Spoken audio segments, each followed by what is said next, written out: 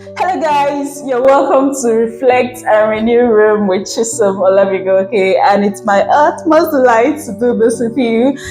On this call, I'm going to show you how to use the Reflect and Renew journal, as well as guide you on reflecting on the just concluded month.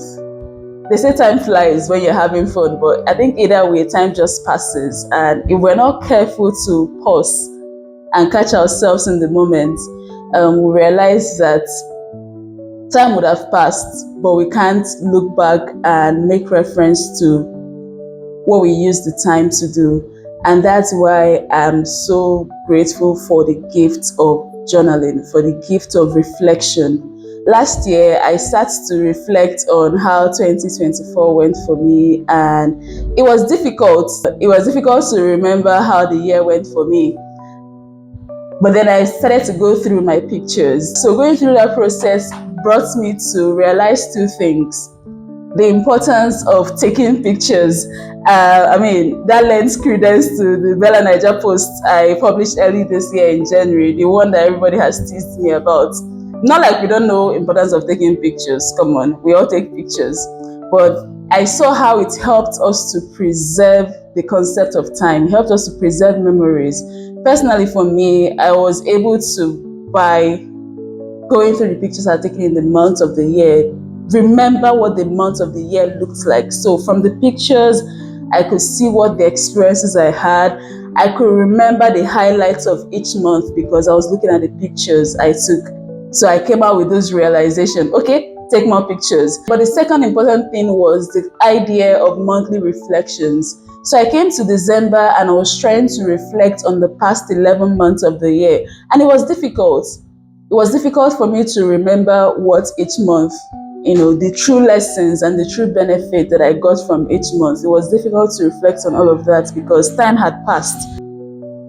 I saw the value, I saw the importance of doing monthly reflections. That is how you have the journal before you, the Reflect and the Renew journal. So the whole idea of it is to guide you through pausing at the end of every month and looking back to see the highlights of the month, looking back to see the lessons you've learned in the month, and then giving you time to stay and be grateful.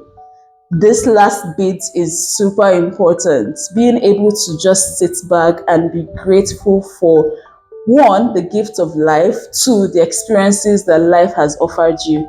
So some people advocate daily reflection. Some people tell you to do it every week. Whatever format you choose, I think monthly reflections is important. It helps you to see the month in bulk and then pair that with yearly reflections. I think yearly reflections are also good because why do I keep increasing in age when I'm not even sure what direction my life is going, or I'm not able to track it? So I might not know the full picture, but I should be able to see what direction my life is going and be able to ask myself, this direction my life is taking, is it really where I want to be going? Am I doing the things that really matter to me? If I had just 1 month to live on earth, is this what I'm going to spend my last month to do? I mean, they are jarring questions, but reality checks. So how do we go about the monthly reviews? First step is, remember I said, have a mindset to take more pictures. You don't have to share these pictures on social media, but you have memory, because you would forget. A lot of things happen day in, day out. By the time these experiences compound, you might forget some.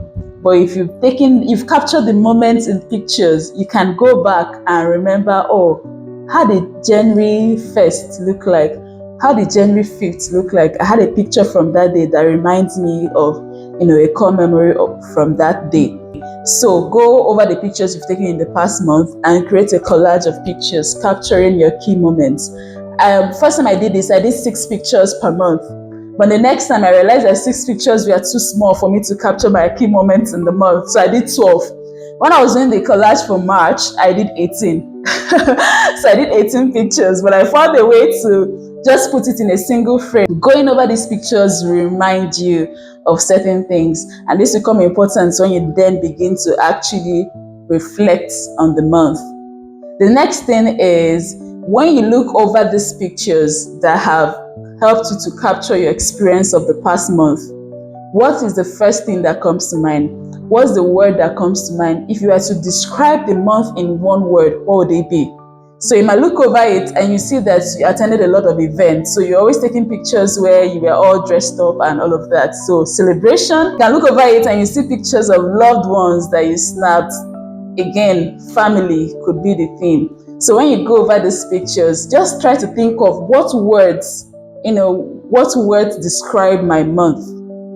If I was to describe this month in 3 words, what would they be?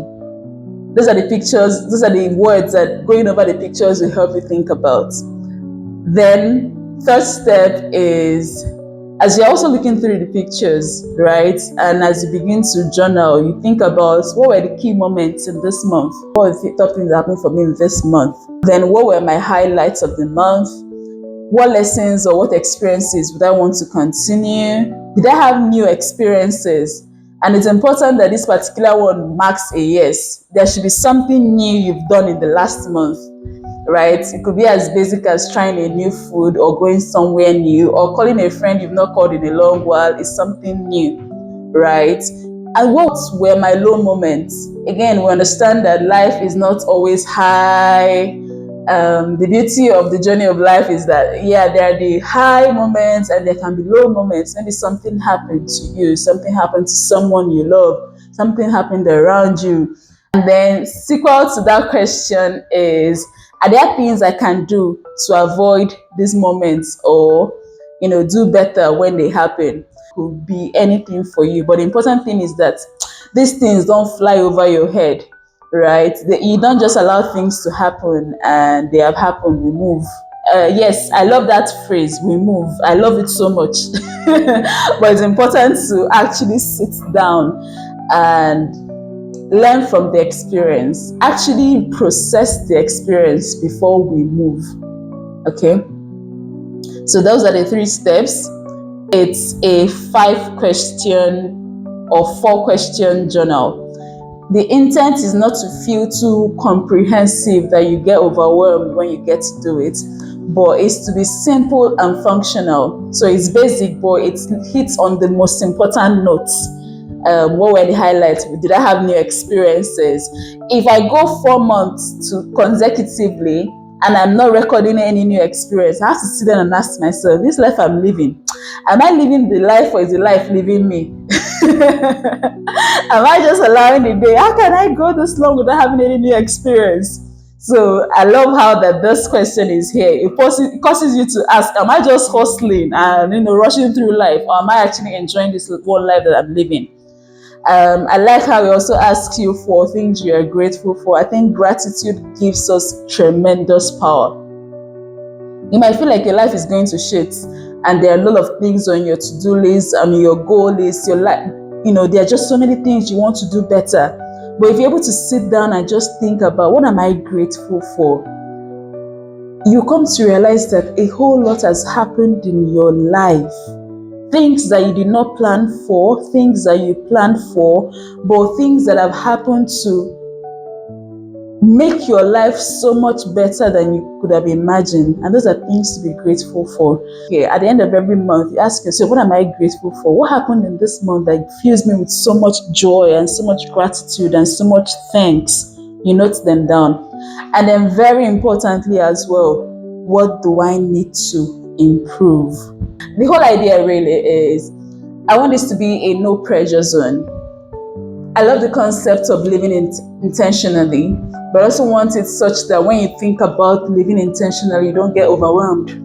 You don't feel more pressure. You don't feel like another thing to do, right? I want it to be something you see as normal living. I want it to flow,